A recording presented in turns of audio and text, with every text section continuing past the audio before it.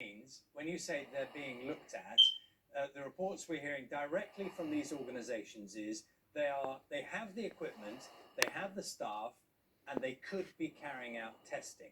So it's a very simple question, I suppose, in a way that a lot of people think, which is why not use them now? So that's a very good question. The answer to your question is what do I mean by being looked at? I don't have all the details of exactly those discussions that are taking place between the Office for Life Sciences and those universities and others. Our work is based on the Public Health England and NHS laboratories, and then supporting all other parts of government to develop the other elements of testing.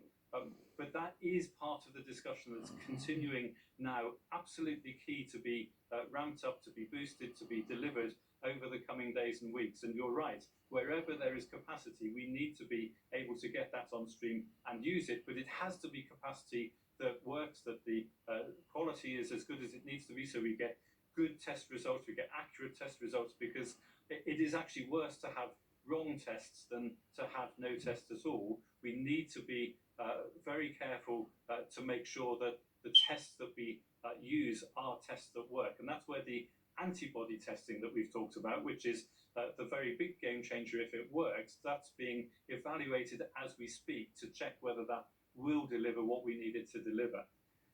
Testing, of course, so crucial to NHS frontline staff, some of whom will be in self-quarantine because they have minor symptoms. Do you know, as of today, how many NHS frontline staff are in quarantine and unable to work? I don't have that number, but I know that is a significant number, and I've heard the sort of figures that you've been talking about on that. Of course, it's one of the priorities for all of us, for staff who are in quarantine but without symptoms, to be able to get a test that enables them to come back to work. That's why we've got the drive-throughs developing, the 5 in place and the 4 more to come that I mentioned.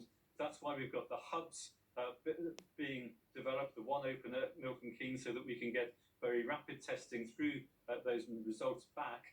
Number of hospitals have tested significant numbers of staff. I know of one that got 150 or so people back to work in the last day or two through a testing program. Others are developing that at an earlier stage. So that's all work that's ongoing, and it's absolutely critical. So we're getting a lot of questions, as I'm sure you're aware, from our audience this morning. Can you pick up on a couple of thoughts for us? This from Louise.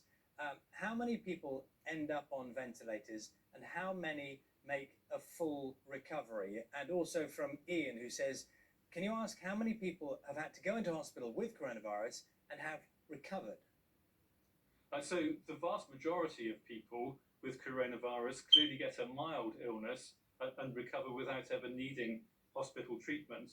There is a proportion of people who do need hospital treatment. It's a relatively low proportion. It's in the figures around sort of 5% or so, but maybe I haven't got the precise figure for that.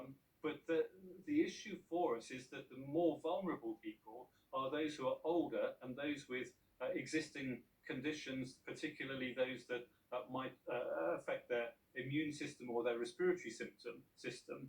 Those are the people who are particularly vulnerable, and that's why all the guidance on social distancing is focused on protecting the most vulnerable, because that's where the vast majority of people who will need hospital treatment, need ventilation, and will sadly die will come from that group. That's why the social distancing and the fact that we've all got a part to play in that is so important.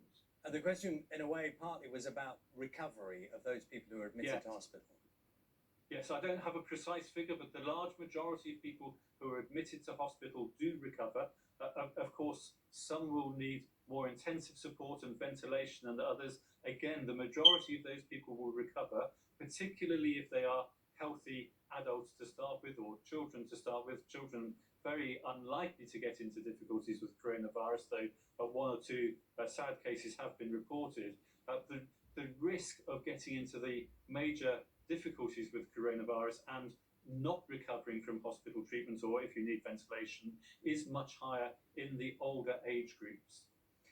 Now, yesterday, of course, we had the very sad news that in terms of the death rate, 563 people Yes. died in the 24-hour period, which was the highest jump so far.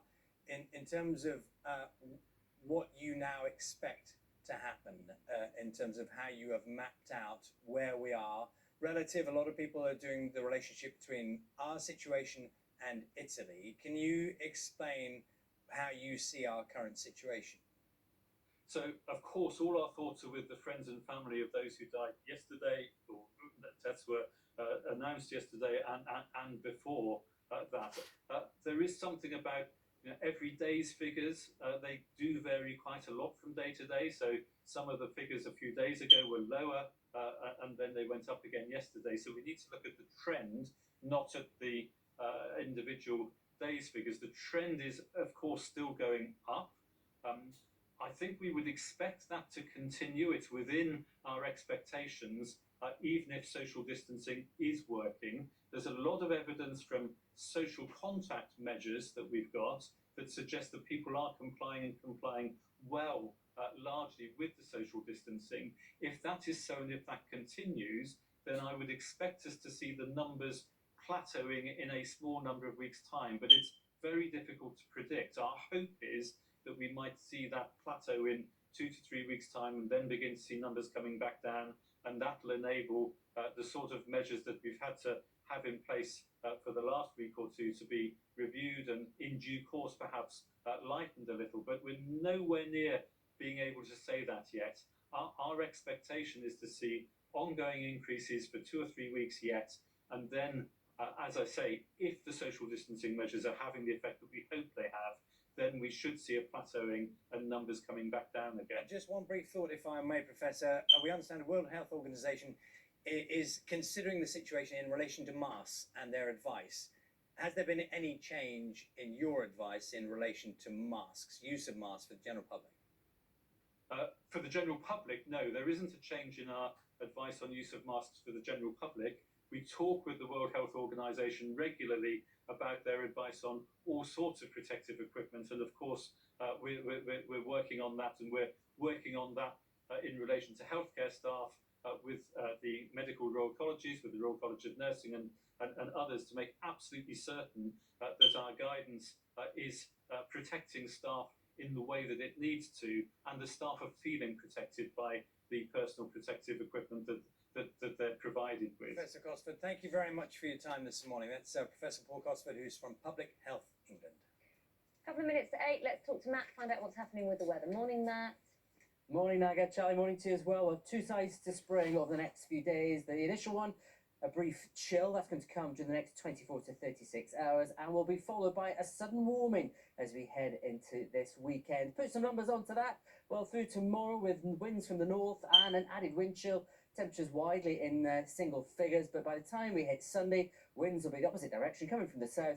We'll see temperatures in the mid to high teens, if not low 20s. A few days away out there at the moment. It's a bit chilly through eastern areas where we've got some sunshine though to begin with, but strong to gale force winds across the north of Scotland. Showers already turning wintry as the colder air digs in here. Elsewhere, varying amounts, often fairly cloudy skies to be honest. A little bit of sunshine, a few showers, mainly in the west, but a blushy day across the board. And across the north, as I said, we'll see winds touch 50, maybe 60 miles an hour. That will make it feel colder than temperatures of 3 to 5 Celsius would suggest. But actually, compared with yesterday, much of England and Wales a bit milder than it was, even with that wind picking up. But the cold air is on the move southwards. It will do so through tonight. We'll still see some cloud, outbreaks of rain in the west, further wintry showers in the far north of Scotland. But with some clear skies across the rest of Scotland, northern eastern England, it's here most likely to see a frost to take us into tomorrow morning. But it's here where tomorrow morning we start with some sunshine across the country. Further west, plenty of cloud around, a few showers at times too. Cloud amounts will gradually increase as we go through the day, and temperatures through your Friday afternoon, somewhere between around 6 and 11 Celsius. It will feel colder than that though in the breeze. And as we go into the start of the weekend, as high pressure starts to move eastwards, we start to bring in southerly winds. Sunshine comes out and temperatures will start to rise. All your latest headlines coming up next. As the coronavirus story develops,